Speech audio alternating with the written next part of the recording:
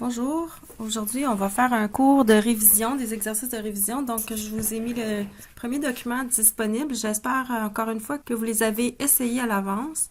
Puis là, je vais regarder avec vous les solutions à tout ça.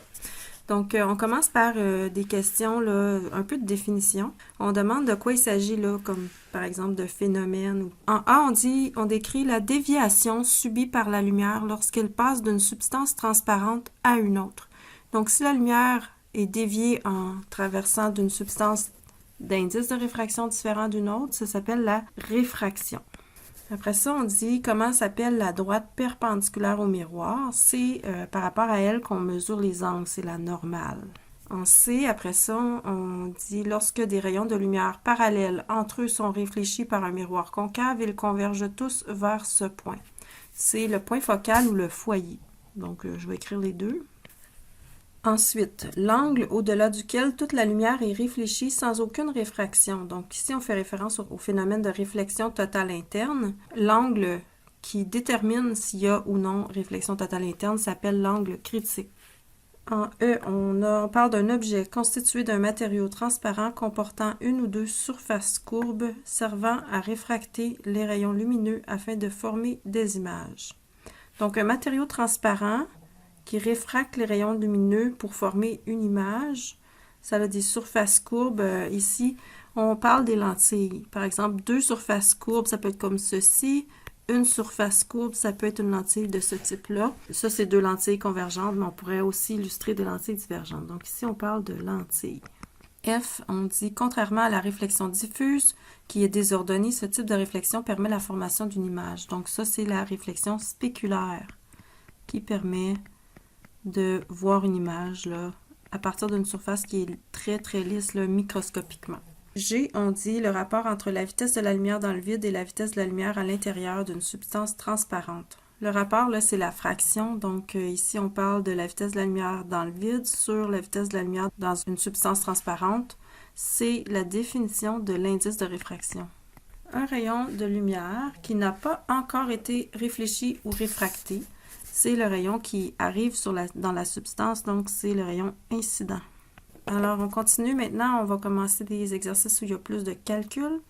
On parle en premier d'un camion qui part du repos, subit une accélération constante de 3,5 mètres par seconde carré sur une distance de 100 mètres et on demande sa vitesse finale. Donc là, ici, on a une accélération constante, donc on a ici affaire à un MRUA, mouvement rectiligne uniformément accéléré. Vous pouvez aller à la page 60 de votre livre, voir les équations qu'on peut utiliser pour le MRUA. On va énumérer quelles sont nos informations. Si ça part du repos, la vitesse initiale est donc de 0. On a l'accélération qui va être positive là, par défaut parce qu'on considère que ça part de 0, donc ça va augmenter la vitesse. Fait qu'elle va être de même signe que la vitesse qui, elle aussi, va être positive. 3,5 mètres par seconde carré. Puis, on va parcourir une distance de 100 mètres. Là, c'est pas précisé, il faudrait dire en ligne droite. Puis, on pourrait parler donc à ce moment-là d'une distance qui équivaut à un déplacement, parce que dans nos équations, on utilise le déplacement. Donc, le déplacement, 100 mètres. Alors, pour trouver la vitesse finale, si vous regardez dans les équations que vous avez, celle qui va permettre le plus directement, en une seule étape, d'aller chercher la vitesse finale, c'est l'équation avec les vitesses au carré. Donc, quand on fait le calcul, on se retrouve à faire la racine carrée pour isoler la vitesse finale. Je vous rappelle que c'est une bonne habitude de penser que quand on fait une racine carrée, il y a toujours la possibilité de prendre la solution positive ou négative. Mais ici, on travaille avec des vitesses qui sont vers l'axe des x positifs pour juste pas se compliquer la vie. Comme l'accélération était positive, nécessairement, la vitesse qui augmente est dans la même direction, fait que ça devrait être positif. Ensuite, on demande quel est le temps nécessaire pour parcourir ces 100 mètres. Donc là, on a plusieurs options d'équation parce qu'on a maintenant rajouté une quatrième information avec celle qu'on avait déjà. Vous avez plusieurs options. Disons que j'y vais avec cette équation-ci. Vitesse finale égale vitesse initiale plus accélération fois le temps écoulé. Donc là, je prendrai la vitesse finale que j'ai trouvée, 26,46. Ça va être égal à la vitesse initiale de 0 plus 3,5 fois delta t. Donc pour isoler ici, on va diviser le 26,46 par 3,5 et on trouve que ça prend un délai de 7,56 secondes. Ensuite, on demande quelle est la vitesse moyenne pour ce parcours. OK. La vitesse moyenne, ça, c'est une équation particulière. Là, on ne se réfère pas à nos équations du MRUA. La vitesse moyenne se calcule toujours en faisant delta X sur delta T. Il faut comprendre ici qu'on n'a pas pu utiliser cette équation-là précédemment parce que ce n'est pas une équation qui donne la vitesse à un moment particulier, ni initial, ni final. Donc, ça ne s'applique pas dans les équations du MRUA. Mais si on veut une moyenne de la vitesse, là, on peut l'utiliser. Parce que c'est une équation, sinon, qu'on utilise seulement pour les mouvements rectilignes uniformes. Mais là, vu que c'est précisé qu'on veut la vitesse moyenne, là, c'est permis. Donc, le déplacement, c'était 100 mètres. Et on va simplement diviser par le délai, l'intervalle de temps de 7,56 secondes. Puis, on obtient que la vitesse moyenne est de 13,23 mètres par seconde. On dit après ça, arriver à sa vitesse finale trouvée en A. Donc là, je vais juste la réécrire pour qu'on se mélange. Là, c'est 26,46 mètres par seconde. Le conducteur freine soudainement. Fait que là, ça veut dire que la vitesse qu'on avait en A va devenir la vitesse initiale. Parce que là, on regarde un deuxième mouvement. Maintenant, il va à cette vitesse-là, puis là, il freine. On dit, c'est quoi la plus courte distance d'arrêt possible du camion si sa décélération maximale est de 5 mètres par seconde carré. Donc, si c'est une décélération, on va considérer que c'est une valeur d'accélération négative parce qu'on a pris une vitesse positive, puis quand ça décélère, il faut que l'accélération soit de signe contraire. Donc, on va mettre moins 5 mètres par seconde carré. Puis là, on cherche la plus courte distance d'arrêt possible. Donc, on cherche le déplacement pour que ça s'arrête. Mais là, si on dit que ça s'arrête, ça veut dire que la vitesse finale est de 0. Donc, voici nos informations. Je vais procéder encore avec l'équation du MRUA, avec celle avec les vitesses au carré. Okay, si je calcule 26,46 au carré, ça va me donner 700. Dans le fond, c'était la racine carrée de 700 tantôt. J'ai 700,13, mais c'est parce qu'on n'a pas gardé une infinité de décimales. Après ça, on a plus, là, c'est tout multiplié. 2 fois moins 5 fois delta x. Fait que ça revient à moins 10 fois delta x. Donc, je vais réécrire tout ça en plaçant mon terme négatif de l'autre côté, ce qui fait qu'il devient positif. C'est comme si j'ajoute plus 10x de chaque côté. Fait que j'ai 10 delta x, je veux dire, égale 700. Donc là, j'isole et la distance de freinage va être de 700 divisé par 10, donc 70 mètres. Donc, on commence par tracer les rayons principaux.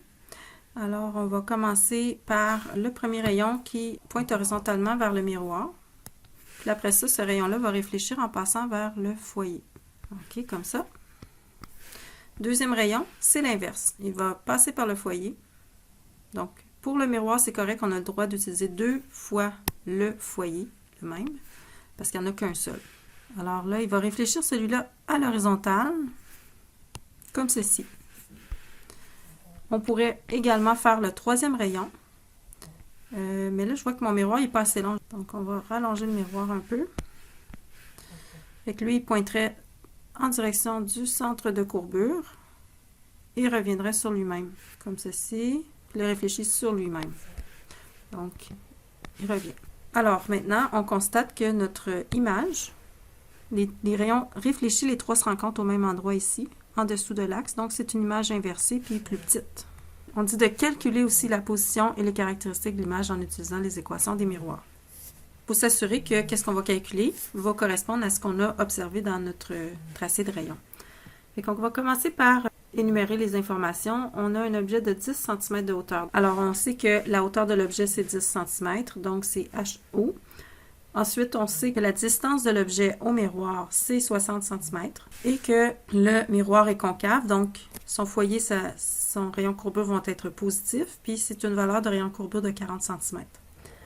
Donc là, si on y va avec l'équation des miroirs, dans un premier temps, on s'aperçoit qu'il nous manque encore notre distance focale pour aller chercher DI. Donc, la distance focale, c'est la moitié du rayon de courbure, donc ça va être égal à 20 cm positif aussi. Donc, dans mon équation des miroirs, je vais écrire 1 sur 60 plus 1 sur des images égale 1 sur 20. Puis là, je vais chercher la distance de l'image. Je m'attends à trouver une valeur positive si ça concorde avec mon tracé de rayon qui est une image réelle. J'obtiens que la distance image est bien positive, c'est 30 cm. Et si on regarde aussi par rapport à notre tracé de rayon, l'objet était à 60 cm, puis là, l'image était à 30 cm. Notre tracé n'était pas à l'échelle, fait que c'est pas exact, mais c'est à peu près ça, là. On est proche de la moitié là, de la distance de l'objet. Maintenant, on continue avec la deuxième équation des miroirs. Là, on cherche les caractéristiques de l'image. On ne cherche pas le grossissement, fait que je ne vais pas passer par le grossissement, je vais juste écrire l'équation HI sur HO égale moins DI sur DO. Alors, si j'insère mes valeurs là-dedans, j'ai HI sur 10 égale moins 30 sur 60. Puis, on isole et on trouve que la hauteur de l'image est de moins 5 cm. OK. Fait que les caractéristiques de l'image, on va dénoter qu'elle est premièrement de nature réelle, puisque DI est positif. Ensuite, on remarque qu'elle est inversée, parce que la taille de l'image est négative. Et on remarque qu'elle est plus petite, puisque la hauteur de l'objet, c'était le double, réduite. Pour la question 4, on a 3 forces qui sont fournies, puis on demande d'abord de trouver la résultante du système de forces. Alors, la première chose qu'on va faire, c'est d'aller chercher les orientations au niveau conventionnel pour chacune des forces. Donc, la première, c'est pas compliqué, on nous a donné déjà le bon angle, parce qu'on a un 30 degrés qui est donné par rapport à l'axe des X, puis en tournant dans le sens contraire aux aiguilles d'une montre. Fait que ça marche. Mais pour la deuxième, c'est pas le cas. Okay? Pour la deuxième, on a besoin d'aller chercher l'angle par rapport à l'axe des X en tournant jusqu'au vecteur, ce qui va correspondre, vous voyez là, à un angle plat de 180 degrés moins le 40 degrés. Donc, on aurait 140 degrés ici d'orientation pour le vecteur F2. Et pour le vecteur F3, on a 3 cadrans. Donc, 3 fois le 90 degrés, ce qui fait 270 degrés. Fait que si on commence par calculer nos composantes, parce que pour trouver la résultante, il va falloir additionner les composantes X ensemble et les composantes Y ensemble. Donc, on y va avec la première force, F1. Si je veux sa composante X, je vais prendre sa grandeur de 25, puis multiplier par le cosinus de son orientation de 30 degrés. Puis, je vais écrire tout de suite, là, pour F1 en Y, ça va être 25, mais fois le sin de 30 degrés. Alors, voici ce qu'on obtient. Puis, si jamais c'est pas ça que vous trouvez, c'est que votre calculatrice n'est pas en degrés, probablement. Alors, assurez-vous que vous êtes en degrés parce qu'on traite des angles en degrés dans des fonctions trigonométriques. Maintenant, si on va avec la force 2, on va faire sa grandeur de 200. Et c'est celle qui est à 140 degrés. Donc, on va faire cos de 140 degrés pour obtenir sa composante en X. Puis, pour F2Y, ça va être 200 sin de 140 degrés. Alors, pour la première, en F2X, c'est moins 153,21. Je vais garder autant de décimales que j'ai gardé pour l'autre. Et en newton, donc 200 sin de 140 maintenant. Là, j'obtiens 128,56 newton. Puis, il me reste la troisième, F3Y. Excusez, pour commencer, F3X. Alors, si vous le voyez là rapidement, on peut tout de suite dire que c'est 0 parce que F3 est seulement un Y, mais on peut quand même le calculer. Ça serait 150 cos de 270, ce qui fait 0. Et F3Y, c'est complètement négatif. C'est toute la valeur de 150 qui est négative, mais on peut le calculer également. Ça va faire 150 sin de 270. Le sinus de 270, ça fait moins 1, donc on obtient moins 150 newtons. Là, qu'est-ce qu'on fait avec ça? On veut la résultante. On va aller faire la somme des composantes X. Donc, la force résultante en X, ça va être égal à F1X, 21,65, plus F2X, ça c'est un négatif, moins 153,21, plus le F3X qui est 0. On obtient moins 131,56 newtons. Et on fait le même processus. On fait le même processus pour trouver la force résultante en Y. Donc là, cette fois, on va faire la première qui est F1Y 12,5, plus la deuxième F2Y 128,56, et plus la troisième qui est négative, donc moins 150. Et voilà ce qu'on obtient, moins 8,94 newtons. OK. Maintenant qu'on a les deux composantes de la force qu'on cherche, on peut aller chercher sa grandeur en utilisant la relation de Pythagore. Donc, la force résultante, sa grandeur, ça va être la racine carrée de moins 131,56 au carré, plus moins 8,94 au carré. Et on obtient la grandeur de force 131,9 newtons. Il nous manque maintenant son orientation. Là, on va vérifier dans quel cadran on se situe. Si je fais un petit repère, un plan cartésien XY, j'ai deux composantes négatives. En fait, j'en ai une X qui est très très grande, puis une Y qui est tout petite. Donc, ça va être quelque chose comme ça là, dans le troisième cadran. L'angle qu'on va aller chercher, on va utiliser l'équation de la tangente. Ça va nous donner l'angle le plus direct avec l'horizontale. Donc, ça va nous donner cet angle-ci. Mais là, on va aller chercher l'angle conventionnel. Donc, je vais le mettre avec une étoile, celui-là. OK? Fait qu'on sait que la tangente de θ, ça va être la composante Y, moins 8,94, divisé par la composante X, 131, moins 131,56. Donc là, je fais la division, puis là, je fais arc-tangente. Et j'obtiens un angle tout petit, là, 3,9 degrés. Mais là, ce que je veux, c'est l'angle conventionnel. Donc là, ça, c'est un angle qui s'ajoute à 180 degrés, l'angle plat. Donc 180 plus 3,9. Et là, j'obtiens l'orientation 183,9 degrés. Ensuite, on dit, si on applique ce système de force à un objet dont la masse est de 15 kg, quelle sera son accélération? Ça fait référence à la deuxième loi Newton qui nous dit que la force totale s'exerçant sur un objet, c'est égal à sa masse fois son vecteur d'accélération. Et ces vecteurs-là, ici, vont avoir la même direction. Donc, déjà, on peut dire que l'orientation de l'accélération, ça va être la même. Ça va être 183,9 degrés. Pour trouver l'accélération, bien là, on va avec les grandeurs. On a la grandeur de la force qui est 131,9, la force totale. C'est égal à 15 kg fois la grandeur de l'accélération. Donc là, j'isole. J'obtiens une accélération de grandeur 8,79 mètres par seconde carré. On pourrait mettre ça sous forme vectorielle. Là, je ne l'ai pas fait tantôt parce que je manquais de place. Là. Mais normalement, on donnerait le vecteur au complet. Là, F résultant égale 131,9 newtons à 183,9 degrés. Je vais le faire ici pour l'accélération. L'accélération, donc, c'est 8,79 mètres par seconde carré à 183,9 degrés. Et on demande finalement de trouver l'équilibrante de ce système, la quatrième force qui les annulerait. Alors, on a déjà vu que l'équilibrante, c'est une force qui a le sens contraire de la résultante, mais la même grandeur. Donc, on n'a pas un calcul à répéter ici, c'est pour ça qu'il n'y a pas tant d'espace, là. Fait que la même grandeur que la force résultante, force équilibrante, va avoir une grandeur de 131,9 newtons, mais son orientation va être complètement inverse. Fait que 183,9 degrés, c'est ici, avec un 3,9 degrés sous l'axe des X, négatif. Bien, le sens inverse de ça, ça va être 3,9 degrés d'orientation. Donc, à 3,9 degrés. Fait qu'il n'y a pas plus de calcul à faire que ça. On poursuit au numéro 5 avec un bloc de 2 kg qui oscille au bout d'un ressort horizontal. Quand on a un ressort, ce n'est pas un MRUA. Hein. Je vais juste l'écrire ici. Là. On ne peut pas utiliser dans ce numéro-là les équations du MRUA. Pourquoi? Parce que le ressort n'a pas une accélération constante. La force d'un ressort dépend de sa longueur d'étirement, fait que l'accélération est proportionnelle à la force, donc elle va varier aussi. Donc, on n'a pas le choix, on va y aller. On a vu la seule façon là, de résoudre ces problèmes-là, c'était par conservation de l'énergie. On dit que l'énergie à un moment mécanique à un moment initial va être égale à l'énergie mécanique à un moment final.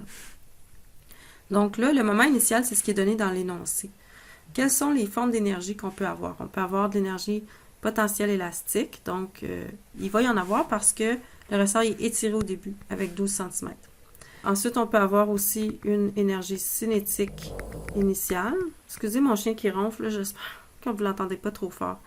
Énergie cinétique initiale, est-ce qu'il y a une vitesse au début? Oui, donc il y en a une.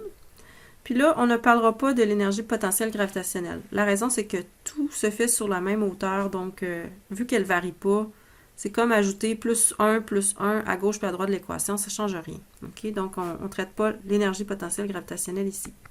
Puis là, à la fin, on va avoir énergie potentielle élastique finale. Donc, oui, on va avoir une compression à la fin. Puis, on cherche la vitesse, donc il va y avoir une énergie cinétique finale. Puis ça contient la valeur qu'on veut trouver. Je vous rappelle que l'énergie potentielle élastique se calcule en faisant 1/2 fois la constante de rappel du ressort ici qui est 500 fois l'étirement au carré, mais il doit être en mètres. OK, ça c'est très important. Donc 0,12, c'est l'étirement en mètres au carré. Après ça, on a 1/2 fois la masse fois la vitesse au carré. Donc 1/2 fois la masse de 2 kg fois la vitesse de 3 mètres par seconde au carré. Donc ça, ce sont mes énergies initiales. Ça va être égal à l'énergie potentielle élastique finale, donc 1/2 fois la constante de rappel du ressort, encore 500, fois l'allongement ou la compression à la fin en mètres au carré. Donc en mètres, 5 cm, c'est 0,05 et ça doit être au carré. Puis je vais juste écrire ici énergie cinétique finale parce que là, je veux l'isoler. Donc je vais calculer chacun des termes. Le premier donne 3,6, le deuxième donne 9. Après le 0, on obtient 0,625 plus E cinétique finale. Donc, l'énergie initiale, je vais juste la calculer, là, c'est l'énergie qu'on a comme pendant n'importe quel instant dans le mouvement. 9 plus 3,6, ça fait 12,6 joules. OK, mais là, j'isole l'énergie cinétique finale. Fait que ça va être le 12,6 moins 0,625. Donc, j'obtiens 11,975. Mais ça va être égal à 1/2 fois la masse de 2 fois la vitesse finale au carré que je cherche. Donc, le 2 s'annule, fait que je peux faire la racine carrée de 11,975, puis j'obtiens que la vitesse finale est de... Là, on sait qu'on a plus ou moins, mais l'équation de l'énergie cinétique, c'est la grandeur des vitesses. Donc, c'est la valeur positive, c'est qu'on va extraire, plus 3,46 mètres par seconde. Ça, c'est la vitesse au nouvel instant. Après, on nous demande quelle est l'accélération du bloc au moment où le ressort est comprimé de 5 cm. Donc là, ça fait référence complètement à autre chose.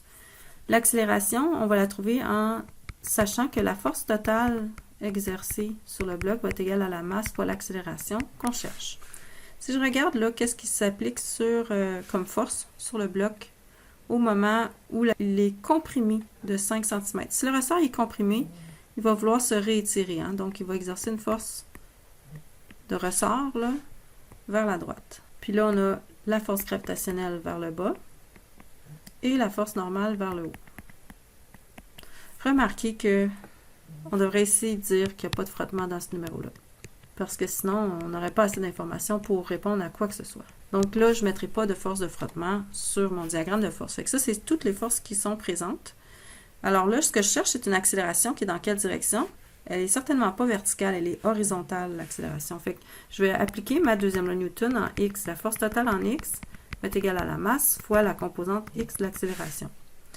Donc là, la force totale en X, il n'y en a qu'une seule, puis elle est complètement positive, c'est la force du ressort.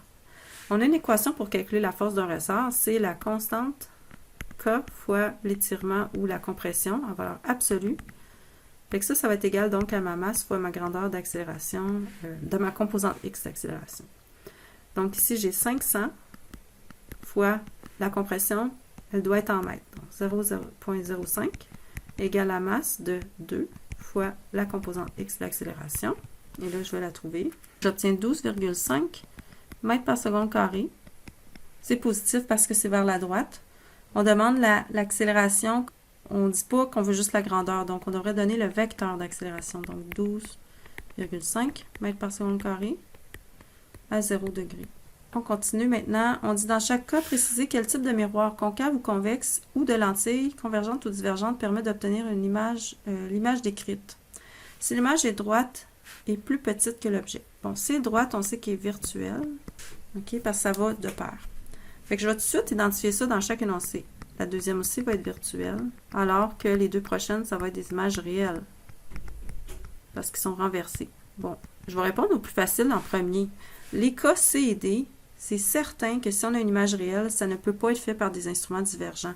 Donc, si c'est un miroir qui est concave, ou sinon, si c'est une lentille convergente. J'ai mis un L point, c'est long à écrire. Puis, même chose pour l'autre. Miroir concave ou lentille convergente. Bon, là où ça se complique, c'est quand c'est virtuel, parce qu'une lentille convergente ou un miroir concave peuvent quand même faire une image virtuelle, on a vu. Mais ce qu'on a vu, c'est au niveau de la grandeur, c'est pas pareil pour les instruments convergents et divergents. Les instruments divergents font toujours des images virtuelles à l'endroit et plus petites. Donc, ça, ce serait le cas pour la situation en A. Puis, contrairement à ça, c'est les instruments convergents qui font des images virtuelles et plus grandes.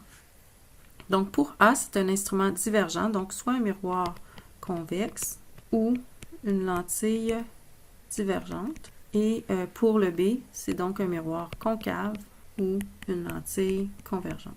Voilà.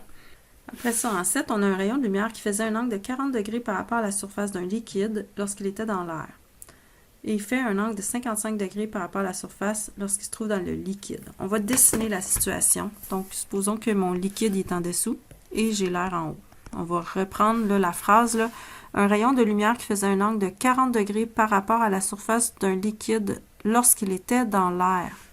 Donc, dans l'air, il y a un angle de 40 degrés par rapport à la surface du liquide, comme ceci. On sait tout de suite que ce n'est pas l'angle qu'on va avoir besoin si on fait un calcul avec la loi de la réfraction. J'ai dessiné ma normale. Il va falloir aller chercher l'angle de l'autre côté. Mais on va continuer ici. On dit, là, le rayon fait un angle de 55 degrés par rapport à la surface lorsqu'il se trouve dans le liquide. Donc là, ça veut dire que l'angle par rapport à la surface va augmenter. Ça va être 55 degrés quand il va être rentré dans le liquide. Alors, là, on veut aller chercher les angles par rapport à la normale. Fait qu'on va faire 90 moins 40. Donc, on va avoir 50 degrés ici. Ça va être θ 1. Puis, après ça, si on fait 90 moins 55, on a 35 degrés comme angle θ 2 dans le liquide. Fait qu'on demande quel est l'indice de réfraction du liquide. Sachant que l'indice de réfraction de l'air, c'est 1, on utilise notre loi de la réfraction. Fait 1 sinus de l'angle θ 1 qui est 50 degrés égale l'indice du liquide fois le sinus de l'angle θ 2 qui est de 35 degrés. Donc, pour le calcul, il suffit de diviser le sinus de 50 par le sinus de 35. Puis on obtient 1,34. C'est peut-être de l'eau. C'est pas mal proche en tout cas. Maintenant, on demande quel est l'angle critique du liquide. Quand on ne spécifie pas, c'est toujours par rapport à l'air. Okay? Donc là, on a notre liquide, indice 1,34. Pour un angle critique, il faut que le rayon tente de sortir dans le milieu d'indice plus faible. Fait que le N2, ça va être l'air, c'est 1. Puis là, notre rayon, il va arriver à l'angle critique s'il peut tout juste sortir dans l'air avec un angle de 90 degrés. Donc, θ 2 va être 90 degrés. Donc là, je fais mon calcul. J'ai 1,34 fois le sinus de l'angle critique recherché égale 1 fois le sin de 90 degrés. Puis, j'obtiens un angle critique de 48,3 degrés. OK, c'est notre dernier numéro pour aujourd'hui. Fait qu'on a une automobile de 1500 kg qui roule à une vitesse de 90 km/h sur une route horizontale. On demande en A quelle est l'énergie cinétique de l'auto. Donc, un petit rappel que 90 km/h, ça ne s'utilise pas de façon directe. Là, dans la plupart des exercices, il faut transformer ça en mètres par seconde. On avait vu qu'il faut multiplier par 1000 et diviser par 3600. La raison, c'est que multiplier par 1000, ça va transformer nos kilomètres en mètres. On a 90 000 mètres. Puis là, on va diviser par le nombre de secondes qu'on a dans une heure. Fait que ça va remplacer les heures par des secondes.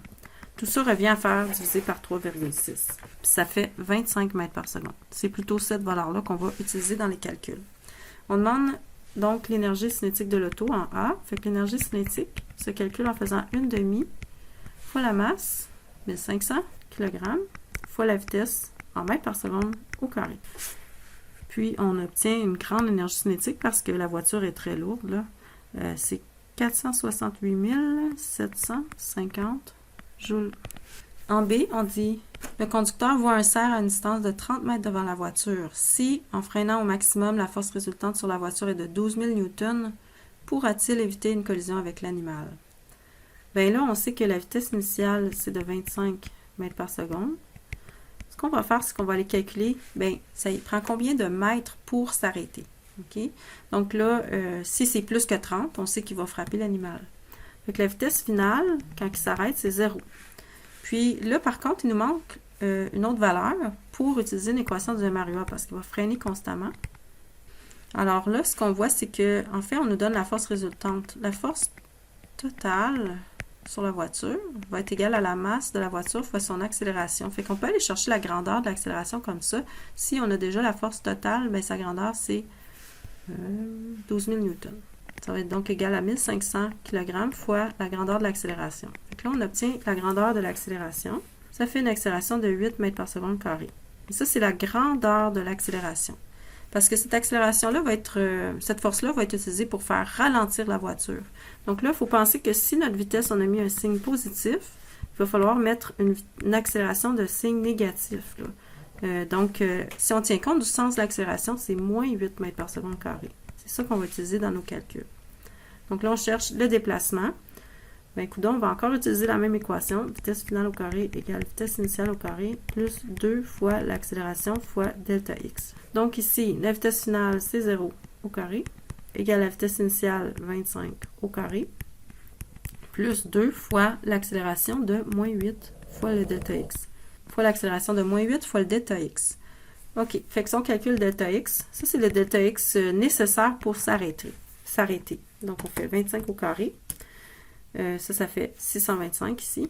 Puis là, on a 2 fois moins 8, ça fait moins 16 delta x. Mais là, on va aller mettre ça de l'autre côté. Genre 16 delta x ici égale 625. Donc, delta x égale 39. Oh, 1 mètre. OK. Bien, ça, c'est plus grand que 30 mètres. Donc, on va répondre à la question. Pourra-t-il éviter une collision avec l'animal? Non. Il ne pourra pas éviter l'animal. Fait que c'est tout pour aujourd'hui. On se revoit au prochain cours avec d'autres exercices de révision.